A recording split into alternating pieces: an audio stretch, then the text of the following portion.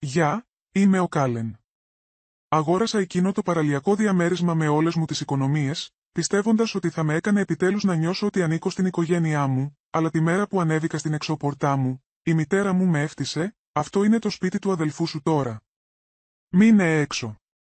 Παρέδωσαν το σπίτι μου στον εθισμένο αδελφό μου χωρίς να με ρωτήσουν, και όταν διαμαρτυρήθηκα, ο πατέρας μου πέταξε ένα παπούτσι στο πρόσωπό μου σαν να μην ήμουν τίποτα. Εγώ έμεινα σιωπηλή. Αλλά αυτή η σιωπή έγινε το μόνο πράγμα για το οποίο θα μετανιώνουν για πάντα. Πριν αρχίσουμε, πείτε μου. Τι ώρα το ακούτε αυτό και που βρίσκεστε, πείτε το στα σχόλια. Και μείνετε μαζί μου. Γιατί αυτό που ακολούθησε έφερε τα πάνω κάτω στις ζωές τους, κοιτούσα το διαμέρισμα για ένα ολόκληρο λεπτό πριν καν βγω από το αυτοκίνητό μου, ο αέρας του κόλπου ήταν πυκνός με αυτό το μείγμα από αλάτι και φύκια, και η πορτοκαλί λάμψη του ηλιοβασιλέματος χτύπησε το λευκό στόκο ακριβώς σωστά, κάνοντας το να μοιάζει με κάρτ ποστάλ. Το διαμέρισμά μου. Ή τουλάχιστον, αυτό σκέφτηκα, είχα δουλέψει μέχρι αργά τα βράδια, είχα αναλάβει παράλληλες εργασίες, είχα κόψει τις διακοπές για χρόνια για να αγοράσω αυτό το μέρος. Κάθε φορά που ερχόμουν εδώ, ένιωθα σαν να είχα κάνει ένα πράγμα στη ζωή μου για μένα, ανέβηκα τα σκαλιά με μια τσάντα γεμάτη ψώνια και μερικές καινούριες πετσέτες που είχα πάρει από την έκπτωση, νιώθοντας περήφανη για τον εαυτό μου που επιτέλους έβαλα ένα Σαββατοκύριακο στην άκρη μόνο για μένα, αλλά μόλις έφτασα στην πόρτα, αυτή άνοιξε πριν καν αγγίξω το χερούλι. Η μητέρα μου στεκόταν εκεί. Η Λορέιν, τα χείλη της ήταν σφιγμένα σε εκείνη τη σφιχτή γραμμή που είχα δει χιλιάδες φορές μεγαλώνοντας, αλλά αυτή τη φορά δεν μάλωσε ή δεν αναστέναξε όπως συνήθιζε όταν εμφανιζόμουν, όχι, ξεστόμησε λέξεις που ποτέ δεν πίστευα ότι θα άκουγα από εκείνη. Αυτό είναι το σπίτι του αδελφού σου τώρα. Μείνε έξω. Για ένα δευτερόλεπτο. Απλά της έκλεισα τα μάτια. Τα αυτιά μου χτύπησαν, τι είναι αυτά που λες, πίσω της, ακουμπισμένος στην είσοδο σαν να ζούσε εκεί για χρόνια, ήταν ο Έλρικ, ο μεγαλύτερος αδερφός μου, αυτός που δεν μπορούσε να κρατήσει μια δουλειά για περισσότερο από ένα μήνα. Αυτός που είχε πάρει δάνεια στο όνομα του μπαμπά και δεν τα είχε ξεπληρώσει ποτέ, αυτός που είχα ξελασπώσει όταν οι φίλοι του τον άφησαν ξεκρέμαστο χωρίς τίποτα, μου χαμογέλασε. Για την ακρίβεια, χαμογέλασε, είσαι έκπληκτος, Κάλεν, μάντεψε ποιος είναι ο νέος ιδιοκτήτης. Πάγωσα, αστιεύεσαι. Η Λορέιν σταύρωσε τα χέρια της, όμικρον πατέρα σου και εγώ αποφασίσαμε ότι ήταν το καλύτερο. Χρειάζεται ένα σταθερό μέρος. Εσύ τα καταφέρνεις μια χαρά και μόνη σου. Μια χαρά μόνη μου, το σαγόνι μου έσφιξε, τα χέρια μου ήταν ακόμα γεμάτα με τις σακούλες των ψώνιων, αλλά οι παλάμες μου έτρεχαν να τα παρατήσω όλα και να τους ταρακουνήσω. Αυτό το διαμέρισμα είναι στο όνομά μου. Εγώ το αγόρασα. Με τα δικά μου λεφτά. Όχι πια, είπε ο Έλρικ. Σχεδόν τραγουδώντας τις λέξεις. Η μαμά και ο μπαμπάς υπέγραψαν το συμβόλαιο σε μένα τον περασμένο μήνα. Γέλασα, ένας οξύς, άσχημος ήχος, η υπογεγραμμένη Λορέιν δεν κουνήθηκε. Είναι η οικογενειακή περιουσία, Κέιλιν. Είχες αρκετό χρόνο για να την απολαύσεις. Αυτός το χρειάζεται περισσότερο, ένιωσα σαν να είχε πέσει το πάτωμα κάτω από τα πόδια μου. Είχα ακούσει για ανθρώπους που τους έκοβαν την κληρονομιά, αλλά αυτό δεν ήταν καν κληρονομιά. Ήταν κλοπή, ντυμένη ως φιλανθρωπία, μπήκα μέσα, προσπέρασα τη μητέρα μου, αναγκάζοντάς την να κάνει πίσω. Η καρδιά μου χτυπούσε τόσο δυνατά που έκανε την όρασή μου να θολώσει. Πού είναι ο μπαμπάς, πρέπει να το ακούσω αυτό από εκείνον, ο Έλρικ σήκωσε τους ώμους. Στο σαλόνι. Αλλά δεν πρόκειται να αλλάξει γνώμη, και εκεί ήταν. Ο πατέρας μου, καθισμένος στην πολυθρόνα μου. Όχι, στην πολυθρόνα του τώρα, υπέθεσα. Ξεφυλίζοντας τον τηλεοπτικό οδηγό σαν να ήταν μια συνηθισμένη βραδιά. Μπαμπά, είπα. Προσπαθώντας να κρατήσω τη φωνή μου σταθερή. Πες μου ότι δεν είναι αλήθεια. Πες μου ότι δεν παρέδωσες το διαμέρισμά μου χωρίς να μου πεις λέξη, ούτε καν κοίταξε ψηλά. Έγινε. Χρειάζεται ένα σπίτι, και εσύ ήσουν πάντα πολύ απασχολημένη για να είσαι εδώ, έριξα τις σακούλες με τα ψώνια στον πάγκο, αρκετά δυνατά ώστε να κάνει ένα μπουκάλι κρασί να χτυπήσει στο γρανίτι. Δεν είχες κανένα δικαίωμα. Κανένα, τότε ήταν που συνέβη. Σηκώθηκε, αργά στην αρχή, και μετά άρπαξε ένα από τα παλιά παπούτσια του σπιτιού του από την πόρτα. Και πριν καν προλάβω να στηριχτώ, μου το πέταξε, με πέτυχε στον ώμο, περισσότερο σοκαρισμένος παρά απονώντας, αλλά με έκανε να παραπατήσω πίσω. Μη μου υψώνεις τη φωνή μέσα στο σπίτι μου, γάβγισε. Στο σπίτι μου. Οι λέξεις ήταν βενζίνη, σε μια ήδη φλεγόμενη φωτιά. Ο Έλρικ γέλασε. Τον άκουσες? Το σπίτι μου τώρα. Για μια στιγμή, δεν μπορούσα να αναπνεύσω. Ήθελα να ουρλιάξω, να πάρω πίσω κάθε δεκάρα που είχα βάλει σε αυτό το μέρος. Αλλά ανταυτού. Ισορρόπησα τους ώμους μου, πήγα στον πάγκο και πήρα τα κλειδιά μου, δεν τους έδωσα την ικανοποίηση να με δουν να κλαίω. Καλά, είπα, με τη φωνή μου τόσο ήρεμη που σχεδόν με τρόμαξε. Απόλαυσέ το, και με αυτό, βγήκα έξω. Η διαδρομή της επιστροφής ήταν θολή. Ο ήλιος είχε πέσει χαμηλά, μετατρέποντας τον ορίζοντα σε μια κοιλίδα μοβ και κόκκινου χρώματος. Τα χέρια μου έπιασαν το τιμόνι τόσο δυνατά που πονούσαν, κάθε λέξη που μου είχαν πει επαναλαμβανόταν στο μυαλό μου, ξανά και ξανά, σαν κασέτα που δεν μπορούσα να κλείσω. Το σπίτι μου, το χρειάζεται περισσότερο. Τα καταφέρνεις μια χαρά μόνη σου, τα φουρτουνιασμένα νερά του κόλπου δίπλα μου έμοιαζαν να απηχούν τα σωθικά μου, ανήσυχα, οργισμένα, έτοιμα να καταπιούν οτιδήποτε βρεθεί στο διάβα τους. Δεν το ήξερα τότε, αλλά ήταν η τελευταία φορά που θα έφευγα χωρίς σχέδιο. Και το σχέδιο άρχισε να διαμορφώνεται το επόμενο πρωί, δεν κοιμήθηκα πολύ. Απλώς αποκοιμήθηκα εδώ και εκεί κοιτάζοντας το ταβάνι. Κάθε φορά που έκλεινα τα μάτια μου έβλεπα τον Έλρικ να σκύβει στην πόρτα με εκείνο το αυτάρεσκο χαμόγελο, τα λόγια της μητέρας μου με χτύπησαν κατά κύματα, αυτό είναι τώρα το σπίτι του αδελφού σου. Μείνε έξω. Δεν μπήκαν καν στον κόπο να τα μαλακώσουν. Δεν ήταν πια απλά ένα διαμέρισμα. Ήταν η απόδειξη του που βρισκόμουν μαζί τους. Στο κάτω μέρος, μέχρι τις 6 το πρωί είχα σηκωθεί από το κρεβάτι, περπατούσα στην κουζίνα μου με τη ρόμπα μου και με ένα φλιτζάνι καφέ που δεν είχα καν δοκιμάσει. Το αρχοντικό μου ήταν μικρότερο από ποτέ, κάθε γωνιά μου θύμιζε πόσο σκληρά είχα δουλέψει για να φτάσω εδώ, αυραδινά ξενύχτια, παραλυπόμενες διακοπές. Λιτή ζωή μόνο και μόνο για να αγοράσω αυτό το παραθαλάσσιο σπίτι, και μου το παρέδωσαν σαν να ήταν ένα παλιό έπιπλο. Τελικά κάθισα στο τραπέζι της τραπεζαρίας και έβγαλα το παλιό κουτί με τις κλειδαριές που είχα να ανοίξω χρόνια. Αυτό με κάθε σημαντικό χαρτί που είχα στην κατοχή μου. Τα χέρια μου ήταν πιο σταθερά από μικρον με τόνο, στη περίμενα. Δεν επρόκειτο απλώς να βράσω με θυμό. Χρειαζόμουν απαντήσεις. Μου πήρε σχεδόν μια ώρα να ψάξω τα πάντα συμβόλαια αγοράς, δηλώσεις δανείου, ασφαλιστικά έγγραφα ή και τότε το βρήκα τον τίτλο ιδιοκτησίας. Μόνο που δεν ήταν πια δικός μου. Το όνομά μου είχε αντικατασταθεί, η ημερομηνία της μεταβίβασης με χτύπησε σαν χαστούκι. Πριν από 2 μήνες. Έγιρα πίσω στην καρέκλα μου, με την καρδιά μου να χτυπάει δυνατά, προσπαθώντας να επεξεργαστώ αυτό που έβλεπα. Δεν το αποφάσισαν αυτό χθες, είχαν καθίσει πάνω σε αυτό για εβδομάδες, χαμογελώντας το πρόσωπό μου σαν να μην είχε αλλάξει τίποτα, και τότε είδα τη γραμμή υπογραφής, το όνομα του πατέρα μου, από κάτω. Με ψηλά γράμματα, έγραφε «Πληρεξούσιο», για λογαριασμό της Κέιλιν Μέσερ. Πάγωσα, αυτό δεν ήταν δυνατόν. Δεν είχα υπογράψει κανένα δικαίωμα, και τότε μου έκανε κλικ. Πριν από χρόνια, αφού είχα εισαχθεί στο νοσοκομείο για εκείνη τη χειρουργική επέμβαση, είχα υπογράψει μια περιορισμένη πληρεξουσιότητα ώστε ο μπαμπάς να μπορεί να χειριστεί μερικούς λογαριασμούς όσο θα αναρώνω. Το είχα ξεχάσει τελείως. Δεν το είχαν ξεχάσει. Ψιθύρισα στον εαυτό μου, το χρησιμοποίησαν, πραγματικά το χρησιμοποίησαν, σαν να μην έφτανε αυτή η προδοσία, ένας άλλος φάκελος τράβηξε την προσοχή μου. Κάτι που είχε αφήσει ο Έλικ σε μια στίβα οικογενειακών εγγράφων. Παραλίγο να μην τον ανοίξω, αλλά η περιέργεια νίκησε. Ήταν μια ειδοποίηση χρέους, όχι ένα, αρκετές, πιστωτικές κάρτες, προσωπικά δάνεια, όλα στο όνομα του Έλικ, ληξιπρόθεσμα. Το στομάχι μου γύρισε. Δεν του είχαν δώσει το διαμέρισμα από ήκτο. Το έκρυβαν από τους πιστωτές του, έπρεπε να το ακούσω από αυτούς. Αν και ήξερα πώς θα πήγαινε αυτό το τηλεφώνημα. Η μητέρα μου το σήκωσε στο τρίτο χτύπημα. Τι γίνεται τώρα, Κέιλιν, ο τόνος της με έκανε να ανατριχιάσω, χρησιμοποίησε το πληρεξούσιο του μπαμπά για να μεταβιβάσει το διαμέρισμά μου στον Έλικ χωρίς τη συγκατάθεσή μου. Ξέρεις πόσο παράνομο μπορεί να είναι αυτό, μια παύση και μετά ένα απότομο γέλιο. Παράνομο, είναι οικογενειακή επιχείρηση.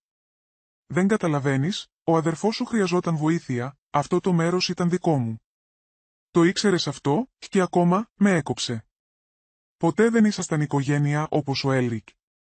Να είσαι ευγνώμων που σου δώσαμε μια στέγη όταν τη χρειαζόσουν, τα λόγια της χτύπησαν πιο δυνατά από το παπούτσι που πέταξε ο πατέρας μου. Να είσαι ευγνώμων. Λες και όλα όσα είχα κάνει για αυτούς, οι διασώσεις, τα τηλεφωνήματα αργά το βράδυ, οι διακοπές που θυσίασα, δεν σήμαιναν τίποτα. Ήθελα να φωνάξω, ανταυτού, πήρα μια βαθιά ανάσα και δεν είπα τίποτα. Την άφησα να πιστέψει ότι το είχα αποδεχτεί. «Τελείωσες?» με ρώτησε. Με τον εκνευρισμό της να διαχέεται από το τηλέφωνο, «Ναι», είπα ξεκάθαρα. Τελείωσα, έκλεισα το τηλέφωνο πριν προλάβει να πει οτιδήποτε άλλο. Για μια μεγάλη στιγμή, καθόμουν εκεί κοιτάζοντας τον τοίχο, ακούγοντας την αναπνοή μου, μπορούσα να νιώσω εκείνη την παλιά εκδοχή του εαυτού μου, εκείνη που έφυγε μακριά, που έμεινε σιωπηλή για να διατηρήσει την ειρήνη, να με γρατζουνάει, να με παρακαλάει να μείνω σιωπηλή. Αλλά δεν μπορούσα να το κάνω αυτό πια. Άνοιξα τον φορητό μου υπολογιστή και ανέβασα τις επαφές μου. Είχα ακόμα τον αριθμό της Αμάντα Λούις, μιας δικηγόρου με την οποία είχα συνεργαστεί σε ένα εταιρικό έργο πριν από χρόνια. Έξυπνη, αμήλικτη και κάποια που μου χρωστούσε μια χάρη. Τα δάχτυλά μου αιωρήθηκαν πάνω από το πληκτρολόγιο και μετά άρχισα να συντάσσω ένα email. Δεν ήξερα πόσο καιρό θα έπαιρνε αυτό ή πόσο θα μου κόστιζε, αλλά ένα πράγμα ήταν σίγουρο. Δεν επρόκειτο να τους αφήσω να ξεφύγουν. Νόμιζαν ότι θα έκλαιγα και θα εξαφανιζόμουν. Ανταυτού. Άρχισα να χτίζω την υπόθεσή μου, αλλά πριν μπορέσω να χτυπήσω, έπρεπε να αντιμετωπίσω τις αναμνήσεις που είχα θάψει για χρόνια.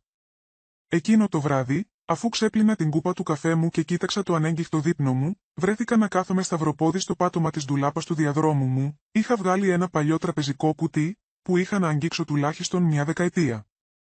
Οι γωνίες του ήταν ξεφτισμένες. Η κολλητική ταινία που κάποτε το κρατούσε κλειστό είχε ξεραθεί και είχε κατσαρώσει σαν εύθραυστα φύλλα. Στο πλάι, με τον χαριτωμένο γραφικό χαρακτήρα της θείας μου Βίβιαν, ήταν γραμμένες οι λέξεις, για την Γκέιτλιν, να είσαι ασφαλής.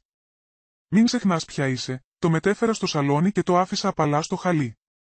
Δεν το άνοιξα αμέσως, έκλεισα την τηλεόραση που έπαιζε κάποια εκπομπή μαγειρική στο μιούτ και χαμήλωσα τα φώτα μέχρι που μόνο η λάμπα πίσω από τον καναπέ έμεινε αναμένη, όλο το δωμάτιο μετατοπίστηκε σε κάτι πιο ήσυχο, πιο θλιμμένο. Κάθισα εκεί για λίγα λεπτά, αφήνοντας τη σιωπή να κατασταλάξει. Μετά σήκωσα το καπάκι, μέσα υπήρχαν στίβες από παλιές φωτογραφίες, κάρτες γενεθλίων και ημερολόγια από τα εφηβικά μου χρόνια. Άπλωσα το χέρι μου πρώτα στα ημερολόγια, οι σελίδες ήταν κιτρινισμένες, αλλά οι λέξεις φώναζαν ακόμα από το μελάνι, γραμμένες απογοητεύσεις, μοναχικές σκέψεις, πράγματα που δεν τόλμησα ποτέ να πω δυνατά. Διάβασα μερικές καταχωρήσεις, κάθε μία με πήγαινε πίσω σε νύχτες που πέρασα κλαίγοντας το μαξιλάρι μου, ενώ ο Έλρικ έβγαινε κρυφά έξω και γύριζε σπίτι λιώμα, μόνο και μόνο για να με συναντήσει με ένα φιλί στο μέτωπο. Τα αγόρια είναι πάντα αγόρια, έλεγε η μαμά, ξεπερνώντας το ακόμα και όταν βρωμούσε μπύρα και κακές αποφάσεις. Σε μια φωτογραφία, είδα τον εαυτό μου στα 16 μου να φοράει το μετάλλιο μου στο debate του Λυκείου. Είχα κερδίσει τη δεύτερη θέση στην πολιτεία. Θυμάμαι να στέκομαι στην κουζίνα, με το μέταλλο ακόμα στο λαιμό μου. Περιμένοντας να το προσέξει κάποιος, η μαμά είχε σηκώσει το βλέμμα της από το ανακάτεμα του στη φάδο και είπε: «Ωραία, γλυκιά μου. Μπορείς να ελέγξεις τα άπλυτα». Εντωμεταξύ, ο Έλρικ χειροκροτήθηκε όρθιος στο σαλόνι μας μόνο και μόνο επειδή πέρασε τις εξετάσεις οδήγησης, αφού είχε αποτύχει 2 φορές. Αυτά τα πράγματα σε τρώνε, όχι όλα μαζί, αλλά αργά, σαν σκουριά. Μια άλλη αναλαμπή μνήμης με χτύπησε. Ο μπαμπάς να στέκεται στο κατόφλι της σκάλας, με κόκκινο πρόσωπο, φωνάζοντας επειδή αμφισβήτησα αν όντως είχα μείνει κατά λάθος εκτός των οικογενειακών σχεδίων διακοπών. Ήμουν 23 ετών, δούλευα σε δεύτερη δουλειά για να ξεπληρώσω τα φοιτητικά δάνεια και κατά κάποιο τρόπο εξακολουθούσα να είμαι το προβληματικό παιδί επειδή έκανα πολλές ερωτήσεις. Αυτό ήταν πάντα το αμάρτημά μου, να ρωτάω, να επισημαίνω όμικρον με τόνο, τι δεν ήταν σωστό, και τότε ήταν που η ζώνη του ή το παπούτσι του συνήθως πετούσε, ποτέ μπροστά στα μάτια κανενός άλλου. Ίσα ίσα για να μελανιάσει χωρίς μάρτυρες, έμαθα νέος να είμαι ήσυχος, να κρατάω το κεφάλι μου χαμηλά. Αλλά καθώς καθόμουν εκεί τώρα, στο δικό μου σαλόνι, περιτριγυρισμένη από αυτά τα κομμάτια μιας ζωής που προσπάθησα να ξεπεράσω, συνειδητοποίησα ότι η σιωπή δεν με προστάτευε, απλά τους είχε εκπαιδεύσει να πιστεύουν ότι δεν θα αντισταθώ ποτέ. Κοντά στον πάτο του κουτιού υπήρχε μια δέσμη επιστολών δεμένη με μια παλιά μεταξωτή κορδέλα. Ήταν από τη θεία Βίβιαν, το μόνο άτομο που μου φέρθηκε ποτέ σαν να είχα σημασία. Ήταν αυτή που με βοήθησε να εξασφαλίσω την προκαταβολή για το διαμέρισμα στην παραλία, δίνοντάς μου επιταγές. Απλά επειδή ο πάντα έλεγε, αυτό το μέρος είναι η άγκυρα σου, Κέιλιν. Μην τους αφήσεις ποτέ να σε μεταπίσουν. Το πάνω γράμμα είχε ημερομηνία σχεδόν 8 χρόνια πριν. Ο γραφικός της χαρακτήρας, αν και ξεθοριασμένος, χόρευε ακόμα στη σελίδα με δύναμη.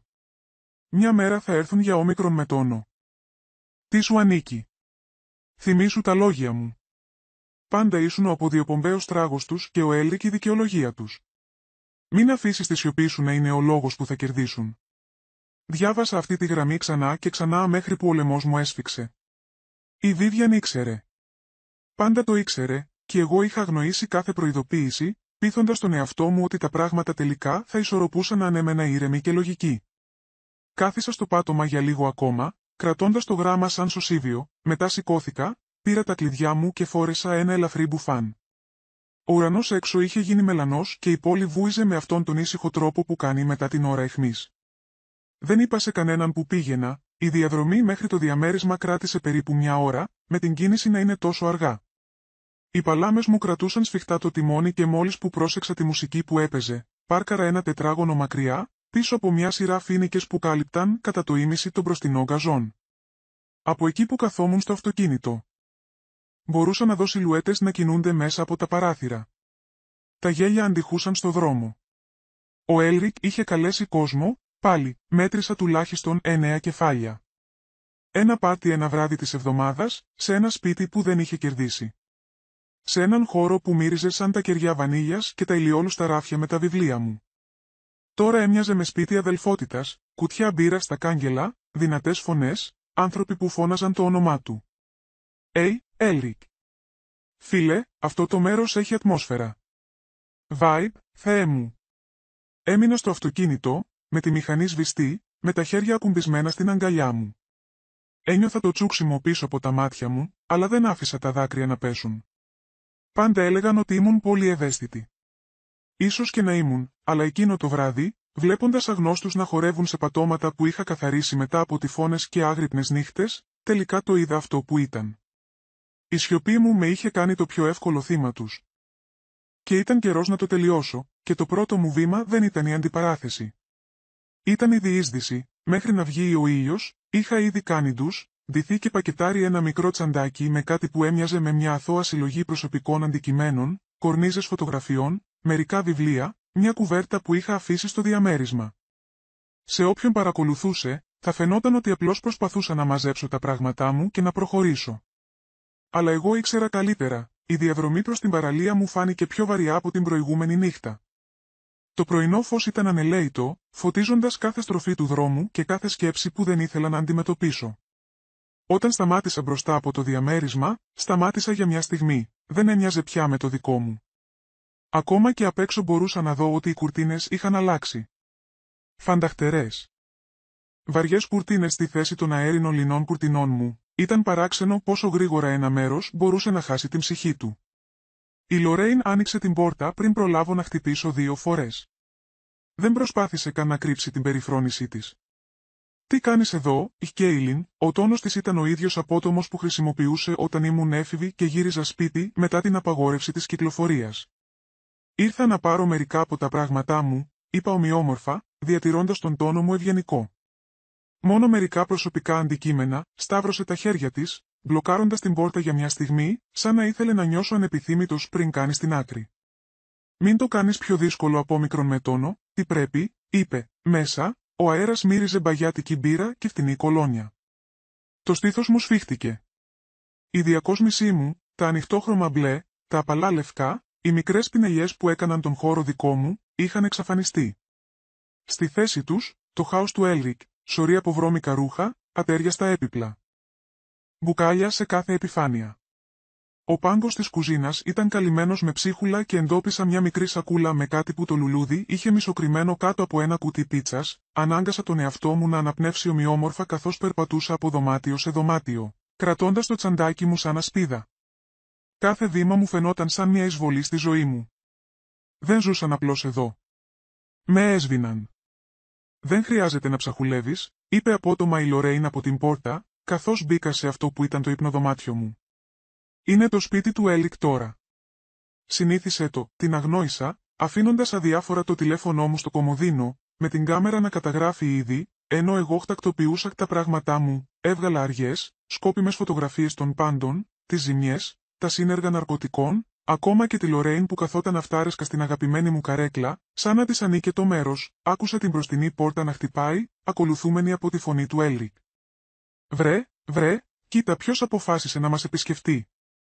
Μπήκε μέσα, με τα μάτια γλαυκά, το χαμόγελό του πιο πλατή από όσο μπορούσε να χωρέσει το πρόσωπό του. Σου αρέσει αυτό που έκανα με το μέρος, γύρισα να τον κοιτάξω, διατηρώντας την έκφρασή μου ουδέτερη. Φαίνεται διαφορετικό, γέλασε, εκείνος ο κούφιος κοπτικός ήχος που είχα ακούσει σε όλη μου τη ζωή. Δεν είναι πια το σπίτι σου. Συνήθισε το, η Λορέιν ακούστηκε από πίσω του. Μην το τραβάς αυτό, η Κέιλιν. Κάνεις τα πράγματα χειρότερα για τον εαυτό σου, και τότε ήταν που το ένιωσα. Την οργή που σιγόβραζε, απειλώντας να ξεχυλήσει. Αλλά δεν το άφησα. Σταμάτησα τον εαυτό μου και μετά μίλησα με την πιο ήρεμη φωνή που μπορούσα να συγκεντρώσω. Μπερδεύεις τη σιωπή μου με συνένεση. Αυτό τελειώνει σήμερα, οι λέξεις αιωρούνταν στον αέρα, βαρύτερες από οτιδήποτε είχα πει σε αυτούς εδώ και χρόνια. Η Λορέιν ανοιγόκλεισε τα μάτια της, αποπροσανατολισμένη προς στιγμήν, ο Έλρικ απλώς χλέβασε. Μουρμουρίζοντας κάτι κάτω από την αναπνοή του ότι είμαι δραματική. Πήρα μερικά συναισθηματικά αντικείμενα από το ράφι. Ένα παλιό άλμπουμ με φωτογραφίες, ένα βάζο από τη θεία Βίβιεν, όχι επειδή τα χρειαζόμουν, αλλά επειδή ήθελα να δω τι θα έκαναν μετά. Αν πίστευαν ότι υποχωρούσα, θα γίνονταν απρόσεκτοι. Καθώς προχωρούσα προς την πόρτα, η Λορέιν έβγαλε ένα μικρό γέλιο, απορριπτικό και κοφτερό, από αυτά που είχαν σκοπό να κόψουν, αλλά δεν πρόσεξε τη μικροσκοπική φωτογραφική μηχανή που είχα αφήσει πίσω στο ράφι, κρυμμένη ανάμεσα σε δύο κακόγουστα μπιχλιμπίδια που ο Έλρικ είχε μάλλον κλέψει από ένα μαγαζί με μεταχειρισμένα αντικείμενα. Και το υλικό που συνέλεξα σύντομα θα αποκάλυπτε περισσότερα από όσα φανταζόμουν, όταν επέστρεψα στο σπίτι μου. Ο ουρανός είχε ήδη σβήσει σε ένα θαμπό γκρίζο απόγευμα και ο αέρας είχε αυτή τη βαρύτητα που φαίνεται να υπάρχει πάντα πριν από μια καταιγίδα. Άφησα την τσάντα μου στον καναπέ και πήγα κατευθείαν στο φορητό μου υπολογιστή, τα δάχτυλά μου έτρεμαν καθώς έβαζα στην πρίζα τη μικρή φωτογραφική μηχανή και άνοιγα τα αρχεία. Στην αρχή δεν μπόρεσα να πείσω τον εαυτό μου να πατήσει το play. Καθόμουν εκεί και κοιτούσα την παγωμένη μικρογραφία. Η Λορέιν στο σαλόνι μου, με τα πόδια σταυρωμένα σαν να βρισκόταν σε θρόνο, ώσπου η δική μου αντανάκλαση στην οθόνη με κοίταξε, με κούφια μάτια και εξαντλημένη, πάτησα το play. Τα πρώτα λεπτά ήταν πεζά. Η Λορέιν τριγυρνούσε, τακτοποιούσε το τραπεζάκι του σαλονιού μου σαν να ήταν δικό της. Μιλούσε στο τηλέφωνο με κάποιον, καυχιόταν. Επιτέλους, πήραμε το διαμέρισμα. Ήταν μεγάλος πονοκέφαλος, αλλά τώρα είναι δικό μας, είπε, με τη φωνή της να στάζει αυταρέσκεια. Γέλασε μάλιστα καθώς πρόσθεσε. Η Κέιλιν δεν θα τσακωθεί. Ποτέ δεν το κάνει. Ξέρει τη θέση της, το σαγόνι μου έσφιξε. Μετά ήρθε το σημείο που έκανε το στομάχι μου να γυρίσει. Η Λορέιν έστρεψε το τηλέφωνο προς το πρόσωπό της, μια βιντεοκλήση. Το πρόσωπο της μητέρας μου εμφανίστηκε στην οθόνη, κοκκώδες αλλά αρκετά καθαρό για να διακρίνω κάθε συγκαταβατικό μηδίαμα. Είναι αξιολύπητη, είπε η μητέρα μου, με τη φωνή της κοφτερή και κοφτερή. Ποτέ δεν έφτασε σε τίποτα. Θα περίμενε κανείς ότι στην ηλικία της θα είχε να επιδείξει περισσότερα από ένα μικρό κόντοου. Η Λορέιν γέλασε, γνέφοντας σαν υπάκουη μαθήτρια. Ακριβώς. Και θα έπρεπε να είναι ευγνώμων που την αφήσαμε να κρατήσει αυτό το μικροσκοπικό διαμέρισμα.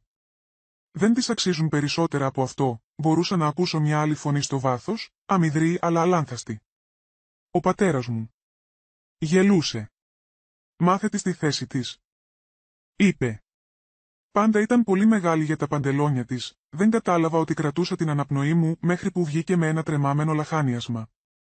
Το χέρι μου μούδιασε γύρω από το ποντίκι. Περίμενα την προδοσία. Είχα προετοιμάσει τον εαυτό μου γι' αυτό, αλλά να ακούω τις φωνές τους, τους γονείς μου, ανθρώπους που υποτίθεται ότι με προστάτευαν, να με κοροϊδεύουν σαν να ήμουν κάποιο είδος αστείου, αυτό με διαπέρασε βαθύτερα από οτιδήποτε άλλο. Κάτι μέσα μου έσπασε. Σηκώθηκα απότομα, ρίχνοντας το ποτήρι με το νερό μου από το τραπέζι, χτύπησε στο πάτωμα και έσπασε, ο ήχος με τράνταξε από την ομίχλη στην οποία βρισκόμουν, κοίταξα τα θραύσματα για ένα δευτερόλεπτο, μετά άρπαξα ένα και το πέταξα στον τοίχο με μια πρωτόγονη κραυγή. Η σύγκρουση αντίχησε στο μικρό δωμάτιο, πιο δυνατά απόμικρον με τόνο, τι περίμενα, και μετά επικράτησε μόνο σιωπή, γλίστρισα στο πάτωμα, με την πλάτη μου στον τοίχο, και έκλαψα. Όχι τα ήσυχα, αξιοπρεπή δάκρυα που είχα συνηθίσει.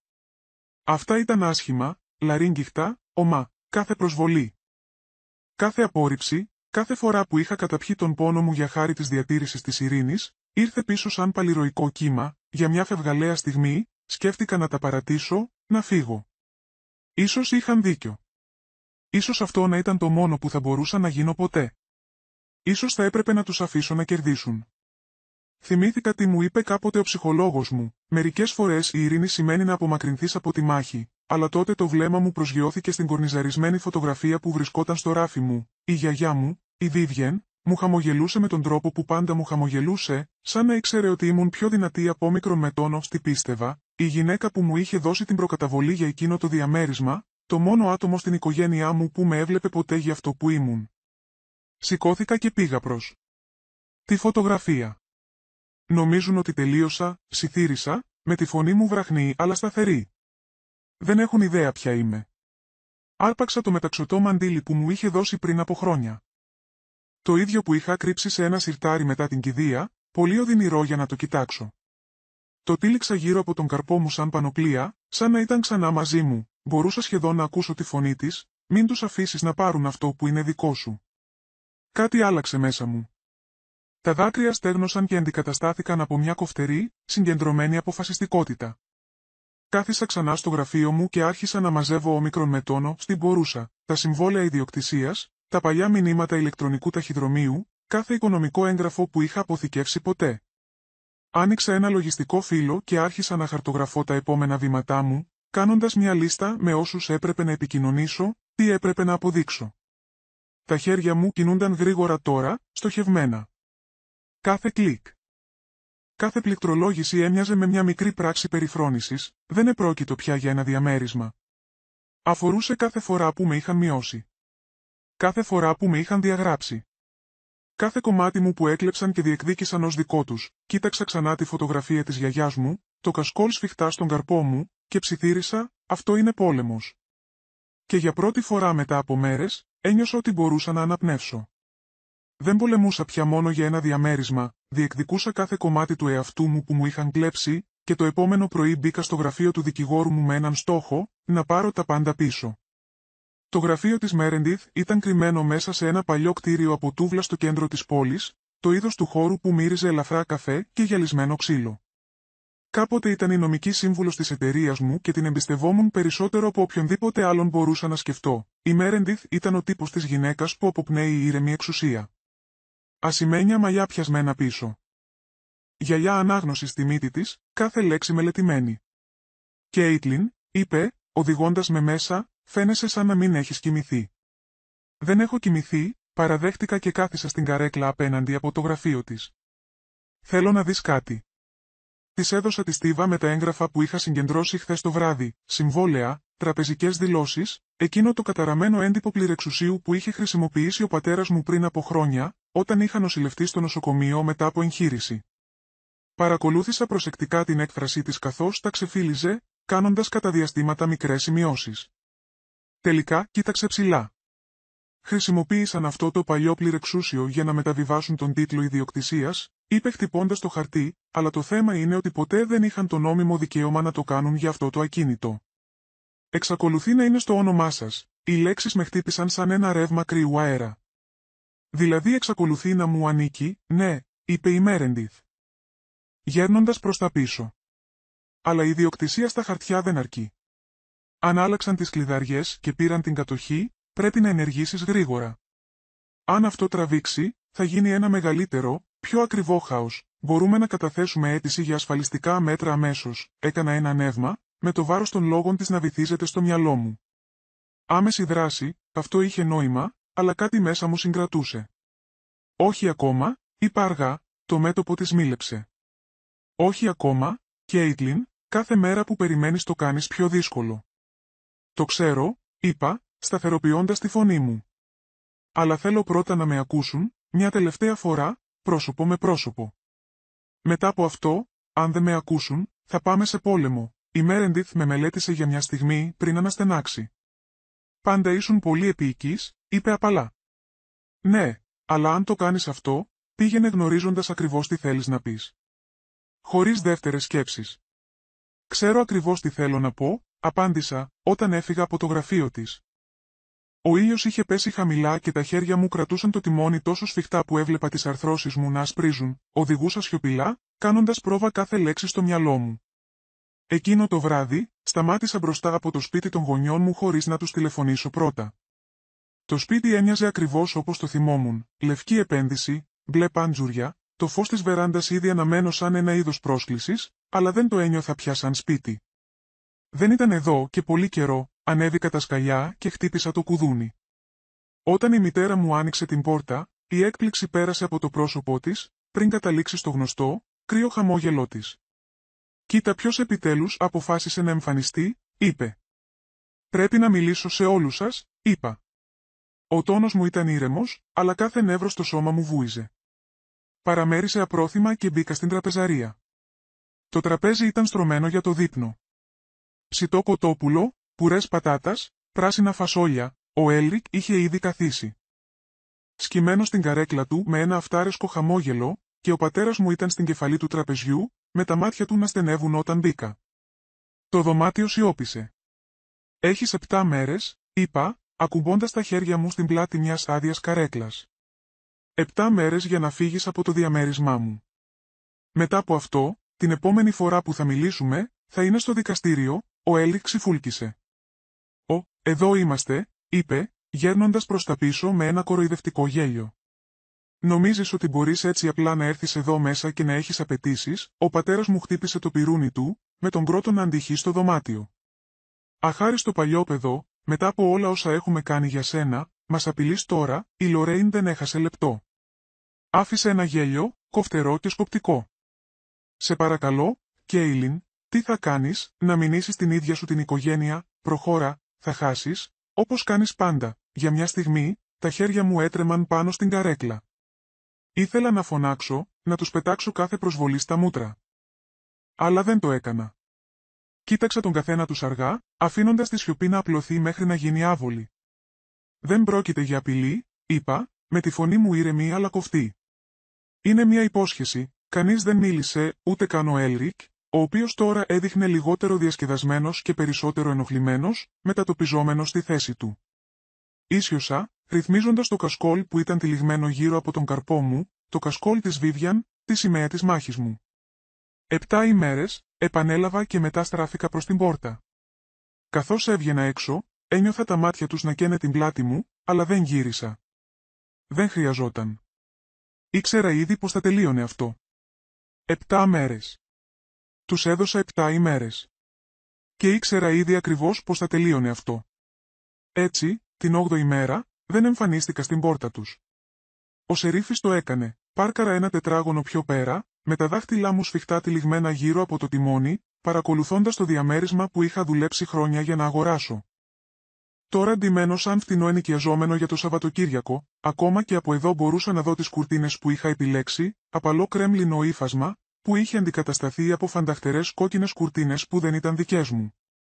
Αυτή η μικρή λεπτομέρεια έκανε το στομάχι μου να συσπάται περισσότερο από όμικρον με τόνο. Τι περίμενα, δεν είχαν απλώς κλέψει το διαμέρισμα, αλλά με έσβηναν από αυτό. 2 βοηθοί του Σερίφη ανέβηκαν το μονοπάτι, με τις μπότες τους βαριές στα ξύλινα σκαλοπάτια. Χτύπησαν δυνατά.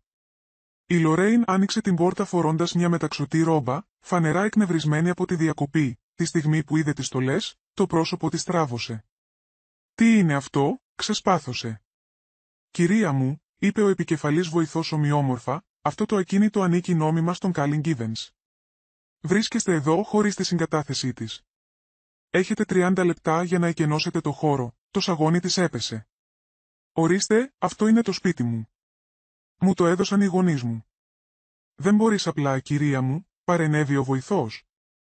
«Ατάραχος, έχουμε δικαστικές εντολές.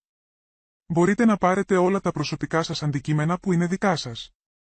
Αλλά πρέπει να φύγετε. Τώρα». Βγήκα από το αυτοκίνητό μου και περπάτησα αργά στο μονοπάτι. Τα μάτια της Λορέιν άνοιξαν όταν με είδε, και μετά στένεψαν σε σχισμές. Φυσικά», σφύριξε. «Δεν είχες το θάρρος να με αντιμετωπίσεις μόνη σου, γι' αυτό έστειλες τους μπάτσους». «Δεν τους έστειλα εγώ», είπα, με τη φωνή μου σταθερή. «Εγώ τους έφερα. Αυτό είναι το σπίτι μου και το ήξερες αυτό». Από μέσα, άκουσα έναν θόρυβο και μετά τη φωνή του πατέρα μου να βροντοφωνάζει. Μια στιγμή αργότερα, Εμφανίστηκε, με κόκκινο πρόσωπο και οργισμένος. «Δεν μπορείτε να το κάνετε αυτό», βρυχήθηκε στους βοηθούς. «Είμαστε η οικογένειά της». Έκανα ένα βήμα μπροστά, ανταποκρινόμενη στο βλέμμα του χωρίς να δειλιάσω.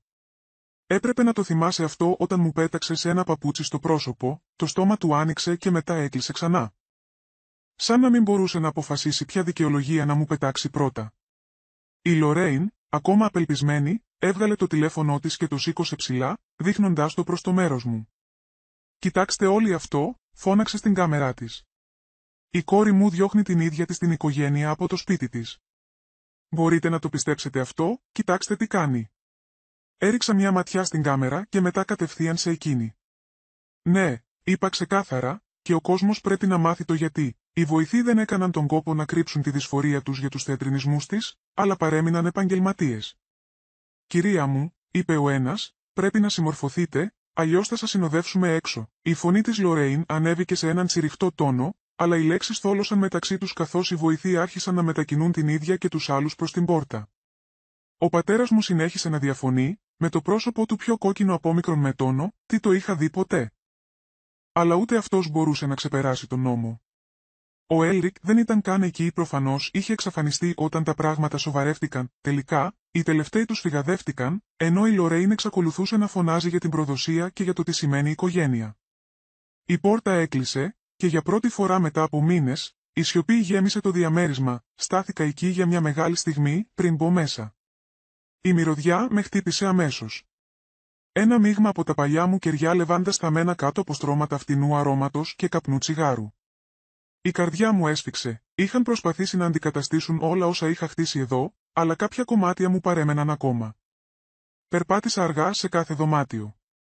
Ο καναπές μου ήταν ακόμα στο σαλόνι, αν και λερωμένος. Οι βιβλιοθήκες μου ήταν άδειες, οι πάγκοι της κουζίνας κολούσαν, αλλά το φλιτζάνι τσαγιού της γιαγιάς μου, αυτό που μου είχε αφήσει, καθόταν ανέγκυχτο στη γωνία, σαν να με περίμενε, περπάτησα στην κουζίνα.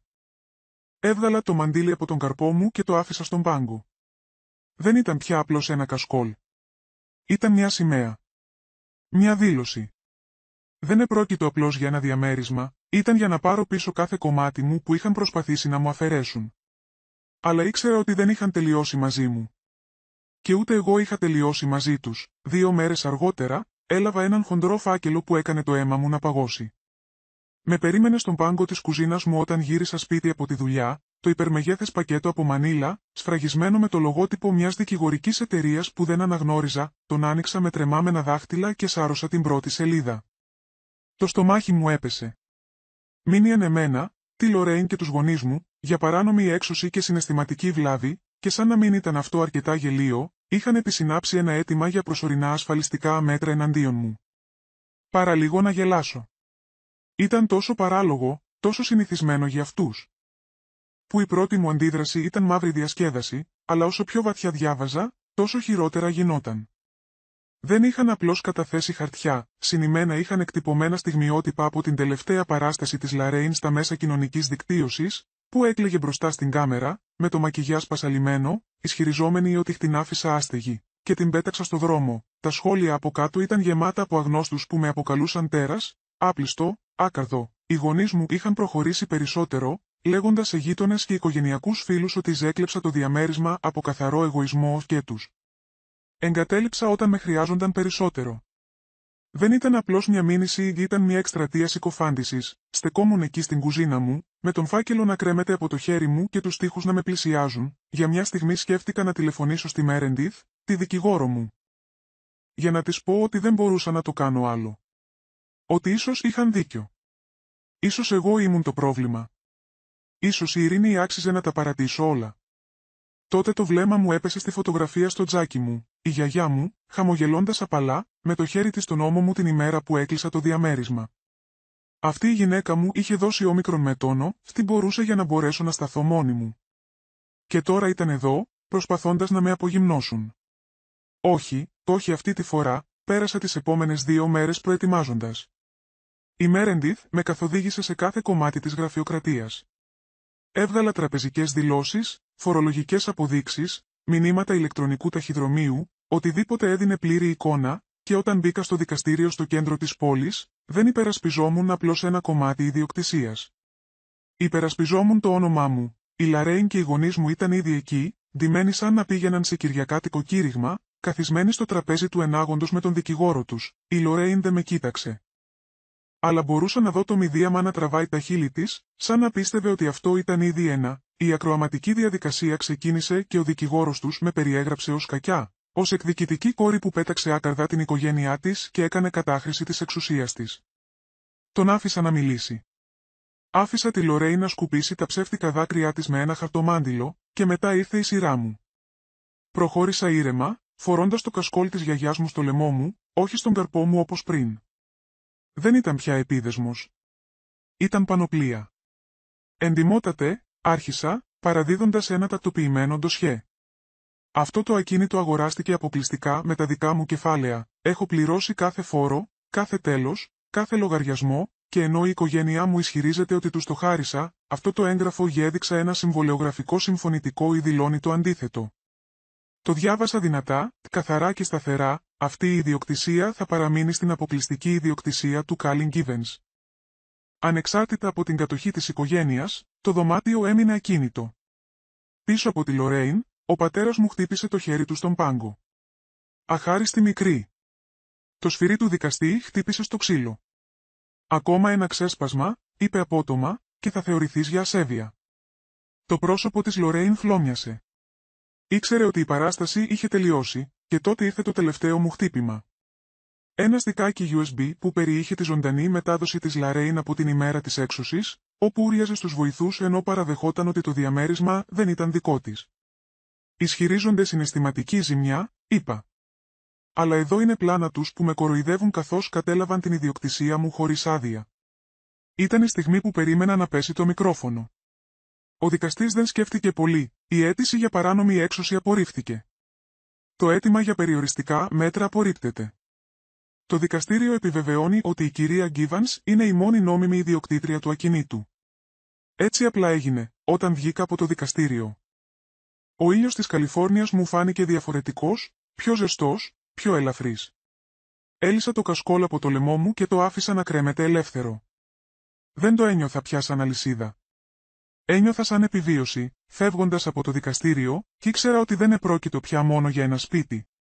Αφορούσε το να μην τους αφήσω ποτέ ξανά να γράψουν την ιστορία μου. Μια εβδομάδα αργότερα, στεκόμουν μπροστά από το διαμέρισμα, με τα κλειδιά στο χέρι. Ο αλμυρός αέρας του ωκεανού ήταν πιο κρύος από όμικρον μετόνο, στη θυμόμουν. Διαπερνούσε το ύφασμα του πουλόβερ μου σαν να μου θύμιζε ότι αυτό το μέρος δεν μου ανήκε ποτέ πραγματικά, όπως νόμιζα κάποτε. Το κτίριο ήταν ήσυχο τώρα, η Λορέιν και οι γονείς μου είχαν φύγει προπολού, αναγκασμένοι να συμμορφωθούν με την απόφαση του δικαστηρίου. Ούτε φωνές, ούτε κλεβασμός που ξεχύνονταν από το μπαλκόνι. Ούτε φτηνό άρωμα που να παλεύει με την αχνή μυρωδιά των παλιών κεριών λεβάντας μου. Μόνο σιωπή, ξεκλείδωσα την πόρτα και μπήκα μέσα. Το κενό με χτύπησε πρώτα. Νόμιζα ότι ήμουν έτοιμη γι' αυτό ή αλλά η θέα αυτών των γυμνών τείχων, απογυμνωμένων από τα έπιπλα και τις μικρές προσωπικές πινελιές που κάποτε μου είχαν γίνει έμμονη ιδέα, έκανε το στήθος μου να πονάει. Αυτό το διαμέρισμα ήταν κάποτε το όνειρό μου. Η απόδειξη ότι τα είχα καταφέρει, ότι μπορούσα να σταθώ μόνη μου μετά από χρόνια που μου έλεγαν ότι δεν ήμουν αρκετή. Τώρα ήταν απλά ένας κενός χώρος με φαντάσματα να παραμένουν σε κάθε γωνιά. Περπάτησα αργά σε κάθε δωμάτιο, αφήνοντας το χέρι μου να αγγίξει τις επιφάνειες που κάποτε φρόντιζα τόσο σχολαστικά, τον πάγκο της κουζίνας, όπου κάποτε έπινα καφέ με τη μαμά μου. Τότε που πίστευα ότι οι επισκέψεις της είχαν να κάνουν με την αγάπη και όχι με την κριτική, το σαλόνι, όπου η Λορέιν είχε υποσχεθεί ότι θα με επισκεπτόταν συχνά, αν και αυτό που πραγματικά εννοούσε ήταν να το χρησιμοποιώ όποτε θέλω. Η κρεβατοκάμαρά μου, όπου κάποτε είχα καταρρεύσει εξαντλημένη, νομίζοντας ότι η ιδιοκτησία σήμαινε ασφάλεια, κάθε βήμα ήταν σαν να βγάζω έναν ακόμη επίδεσμο, ομό, αλλά απαραίτητο, σταμάτησα δίπλα στο παράθυρο που έβλεπε στον ωκεανό. Αυτή ήταν η αγαπημένη μου θέα, αυτή που συνήθιζα να στέκομαι με τις ώρες, πείθοντας τον εαυτό μου ότι το θρώισμα των κυμάτων σήμαινε κάτι σαν γαλήνη. Τώρα απλώς μου θύμιζε πόσα είχα θυσιάσει για να αγοράσω αυτό το σπίτι. Σκεπτόμενοι ότι ίσως τότε η οικογένειά μου θα με έβλεπε επιτέλους άξια, τα λόγια του θεραπευτή μου ήρθαν ξανά στο μυαλό μου. Το κλείσιμο δεν έχει να κάνει με την εκδίκηση. Έχει να κάνει με το να αποφασίσεις τι αξίζει ακόμα χώρο στη ζωή σου. Για χρόνια, αυτό το διαμέρισμα ήταν τα πάντα, το σύμβολο της θέσης μου, το φρούριό μου, η απελπισμένη μου προσπάθεια να αποδείξω ότι ανήκα, αλλά κοιτάζοντας τον ωκεανό. Συνειδητοποίησα ότι ήταν απλώς ένα κτίριο και ότι δεν το χρειαζόμουν πια. Έβγαλα το τηλέφωνό μου και έψαξα την επαφή του μεσίτη μου. Ο αντίχειράς μου αιωρήθηκε για μια στιγμή πριν πατήσω το πλήκτρο. Όταν απάντησε, δεν μπήκα στον κόπο να της μιλήσω ευγενικά. «Αγγελία», είπα απλά, αλλά δεν είχα τελειώσει. Συναντήθηκα με τη Μέρεντιθ εκείνο το απόγευμα. Καθίσαμε στο γραφείο της, με το φως του ήλιου να διαχέεται πάνω στη στίβα εγγράφων ανάμεσά μας, και της είπα το σχέδιό μου, να συστήσω ένα καταπίστευμα. Ένα μέρος των εσόδων από την πώληση θα πήγαινε για τη χρηματοδότηση ενός τοπικού προγράμματος νομικής βοήθειας. Το ίδιο που με βοήθησε όταν προσπαθούσα να προστατέψω όμικρον με τόνο, τι μου ανήκε, χαμογέλασε καθώς σημείωνε τις λεπτομέρειες. «Αυτός είναι ένας ισχυρός τρόπος να κλείσουμε αυτό το κεφάλαιο», είπε, και έτσι ήταν. 2 εβδομάδες αργότερα, βρισκόμουν σε μια μικρή εκδήλωση συγκέντρωσης χρημάτων σε ένα ταπεινό κοινοτικό κέντρο στο κέντρο της πόλης. Περιτριγυρισμένοι από ανθρώπους που καταλάβαιναν τι σήμαινε να αγωνίζεσαι για αξιοπρέπεια με περιορισμένα μέσα, μου ζήτησαν από λίγα λόγια, και παρόλο που συνήθως δεν μου αρέσει να μιλάω μπροστά σε πλήθος, ένιωσα έτοιμη. Συνήθιζα να πιστεύω ότι το να έχω αυτό το διαμέρισμα σήμαινε ότι είχα επιτέλους κερδίσει την αγάπη της οικογένειάς μου, είπα, με τη φωνή μου σταθερή αλλά πιο ήπια από όμικρον με τόνο στη συνήθως. Αλλά η αγάπη που πρέπει να αγοράσεις δεν είναι καθόλου αγάπη. Αυτό το διαμέρισμα μου έδωσε κάποτε ελευθερία. Αλλά τώρα θέλω να δώσει την ίδια ελευθερία και σε άλλους που χρειάζονται μια διέξοδο. Το δωμάτιο ήταν ήσυχο. Αλλά δεν ήταν η βαριά ησυχία που είχα νιώσει στην τραπεζαρία των γονιών μου. Ήταν γεμάτη κατανόηση. Από ανθρώπους που ήξεραν τι εννοούσα χωρίς να χρειάζεται να εξηγήσω κάθε ουλή, εκείνο το βράδυ επέστρεψα στο διαμέρισμα για τελευταία φορά. Η γραφειοκρατία είχε σχεδόν τελειώσει, και ο μεσίτης θα αναλάμβανε από εδώ και πέρα. Περπάτησα ξανά σε κάθε δωμάτιο. Πιο αργά αυτή τη φορά, σαν να αποχαιρετούσα κάποιον που είχα αγαπήσει και χάσει, όταν έφτασα στον πάγκο της κουζίνας, έλυσα το κασκόλ γύρω από τους ώμους μου, το κασκόλ της γιαγιάς μου, αυτό που είχε τυλιχτεί σφιχτά γύρω από τον καρπό μου όταν χρειαζόμουν δύναμη. Το άπλωσα απαλά στη δροσερή επιφάνεια. Δεν ήταν πια σύμβολο πόνου, δεν ήταν πια σημαία μάχης, απλώς μια υπενθύμηση της επιβίωσης. Τοποθέτησα τα κλειδιά δίπλα του και εξέπνευσα. Δεν ένιωθα νίκη. Δεν ήταν δικαίωση. Ήταν κάτι πιο ήσυχο, κάτι πιο ελεύθερο. Για πρώτη φορά μετά από χρόνια, δεν κουβαλούσα το βάρος της προσπάθειας να αποδείξω την αξία μου σε ανθρώπους που δεν ήθελαν ποτέ να τη δουν. Δεν κρατιόμουν από ένα κτίριο, ελπίζοντας ότι αυτό θα με ολοκλήρωνε. Κλείνω την πόρτα πίσω μου, ακούγοντας το κλικ της κλειδαριάς να αντυχεί στον διάδρομο σαν μια τελευταία νότα. Νόμιζα ότι το να χάσω την οικογένειά μου σήμαινε να χάσω τον εαυτό μου. Ψιθύρισα. Περισσότερο στον εαυτό μου παρά σε οποιονδήποτε άλλον. Αλλά ίσως, μόνο ίσως. Βρήκα τελικά τον εαυτό μου. Έχετε ποτέ αναγκαστεί να αφήσετε κάτι ή κάποιον για να βρείτε πραγματικά την ειρήνη? Πείτε μου στα σχόλια. Τους διαβάζω όλους.